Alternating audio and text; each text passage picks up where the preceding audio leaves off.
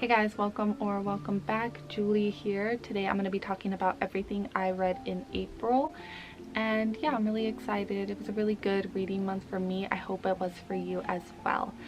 I have this beautiful X23 poster here that I got yesterday, and before I hang her up on my walls, I thought it would be fun to go ahead and have her in the background of this video, so be kind to her, please. Next book we have is going to be Demon Copperhead by Barbara Kingsolver. This is a book that was published in 2018. It is a Charles Dickens retelling, and it is about this young boy named Demon who is born into poverty to a teenage mother who is struggling with addictions.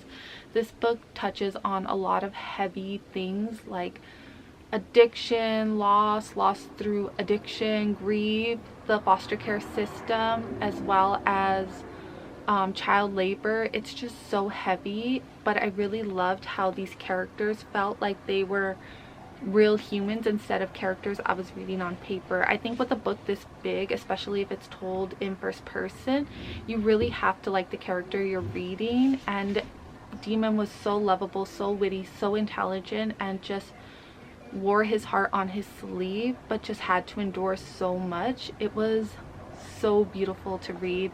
This is going to be a 3 out of 5 for me. The only reason why I'm giving it a 3 out of 5 is just because I had picked this book up a year ago and I got through 80% of the way in, and then I put it down, and when I had put it down I didn't really have the urge to pick it back up, and yeah, it took me a while to pick it back up, so that's why it's going to be a 3 out of 5 for me. But make no mistake, this is a really good book that I think I might reread when I'm a little older and really have the attention span to just keep on going. So yeah, I really like this one. The next book we have is going to be Perks of Being a Wallflower by Stephen Chbosky, and it's a young boy named Charlie, and he's a freshman in high school, and Charlie unfortunately does have a whole bunch of trauma that he is dealing with, and this book is told to us in a series of letters that he is writing out to somebody. He's kind of just getting his thoughts from his head to paper just to lay out, and we the reader are reading these letters and we are seeing all of the things Charlie is dealing with, as well as how he has such a lack of reaction to a lot of it. For me personally, reading this book, it's more about the way Charlie was feeling and his emotions rather than the things he had went through. So it was really hard to get through to some points because he just he was not reacting to a lot of it, but I think that was like a heavy part of this. And yeah, Stephen Chbosky actually said that he wrote this as a survival guide to children who might be dealing with similar things in their life, because just because you're not reading about what happened doesn't mean that they don't happen. And yeah, this is gonna be a 4 out of 5 for me. I think it should be essential reading in high school for sure. So yeah. The next book we have that I finished is a pretty lengthy book, and I'm actually surprised that I finished it for me so quickly. I know people that finish like lengthy books like within a week. I do not have that sort of time on my hands. I wish I did. It's going to be Creole Belle by James Lee Burke. This follows a detective who is recovering at a hospital from a shootout, and while he is there he has a visitor at night.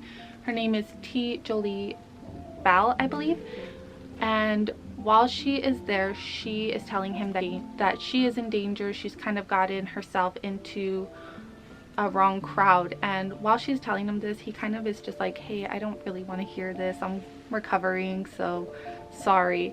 And she leaves him this iPod, and it's filled with music that she thinks he would enjoy, and he does enjoy it, but the thing is, he's the only person who could hear the music that is on the iPod.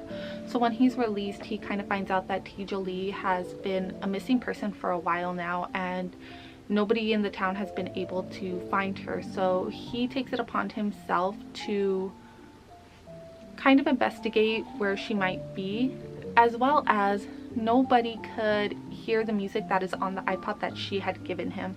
So he kind of feels like he's going crazy while investigating for her, and he ends up diving deeper into a lot of the inner circles that the town has, and he kind of just stumbles upon a whole bunch of crazy stuff.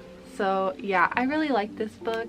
It's gonna be a 3 out of 5 for me. I enjoyed it, but some of the book I feel like I did have to kind of paddle through. I enjoyed more of it than I did not. So yeah. Alright, the next book we have is going to be Under the Big Black Sun by John Doe, Tom Sevilla, and friends. And this is a collection of personal essays from people who were in the punk scene in Los Angeles from late 70s to early 80s. And they kind of just talk about their experiences and how when they first heard punk music, what they felt, who they were with. It's very much a whole like love note to punk music, if I would say. And I think what I really liked about this is that people who had listened to punk music decades earlier were able to summarize it perfectly, how they felt when listening to it. And it's something similar to what I felt when I had heard it in high school. So I really love that, and I think for me this is gonna be a 4 out of 5. I thought it was really cool. And what I love about books about music and people in that scene is that there are so many bands I have never heard of that I love when reading a book, especially like this, is playing the music while I read. So to hear what they heard, it's pretty cool. So yeah, this is a 4 out of 5 for me. I really enjoyed it and I liked it. The next one I have is gonna be actually a comic book, and this is Dr. Doom Books of Doom by Ed Brubaker and Pablo Raimondi. So good, so good. This was so good. Did I not tell you? I hope I told you. This is the origin story of Dr. Doom and how he came to be, and I thought it was so fantastic. If you are a Dr. Doom fan and you've never read it, I highly recommend you read this. It was so good. What really got me for this book was the introduction that Ed Brubaker had wrote and how he kind of discovered Dr. Doom and what he really liked about the material that was available to him when he was younger. So good. He kind of based a lot of the story on that. You could tell because from the introduction it just felt like you were reading like what he wrote, what he found when he was younger, but like in a modern era, if that makes sense. I really love this. I do not want to spoil it, but 5 out of 5. This comic book was so good. I highly recommend it. Yes. Okay, the last 2 books I read, or the last 2 comics I read, are gonna be Phantom of the Opera issue 1 and 2. Read these if you are a fan of Phantom of the Opera. They were so fun. I think the 3rd one comes out soon, or it might already be out, so I should probably go and get it. But I am a huge fan of Phantom of the Opera, but these, the artwork is so creepy and disturbing. It just makes the story all the more fun. It's basically a retelling of Phantom of the Opera. It might not even be a retelling. It kind of so far looks like it's following the storyline really well. The artwork just gives it that extra like effect, that extra sprinkle of greatness that I really love. People who describe Phantom of the Opera way better and give like a way more better synopsis, but it's basically like this creepy phantom who is haunting this theater and really is just enamored by this one girl, and it's such a good story. And I think what makes it like that much more great is he just does it in such a funny, goofy way. I don't know if anybody has ever described him like that, but I am, because he kind of just does things in this really goofy way that is so, it's supposed to be terrorizing, but I just find it like hilarious, if that makes sense. So yeah, read these. They are not long. They're probably less than like 10 pages each, and they are so great. So yes. read these. As well as I actually like, there's one more book that I finished this month. I just saw it in the corner and I totally forgot to like pick it up.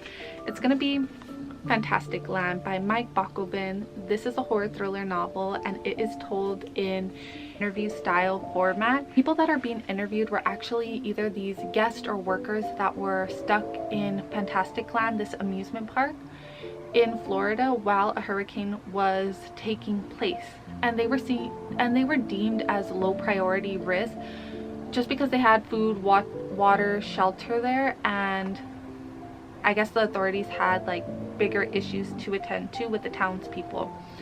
So they were there for 5 weeks, and while they were there, so many crazy things were happening. It was just this gruesome like acts that were taking place to kind of have like this, like their own civilization while they were there. And through the interviews we find out what happened and everybody's kind of point of view through the things that were taking place, and I loved it. This is a book I'm going to be rereading in October. I thought it was so fun to read, and yeah, I really enjoyed it. So this is going to be a 4 out of 5 for me. It's been a really long time since I've read like a horror thriller novel that I really enjoyed. Some of the things you could kind of tell where they are going to fall and where the chips are going to fall. This one, it was just a new experience for sure. So I really liked it. 4 out of 5 for me.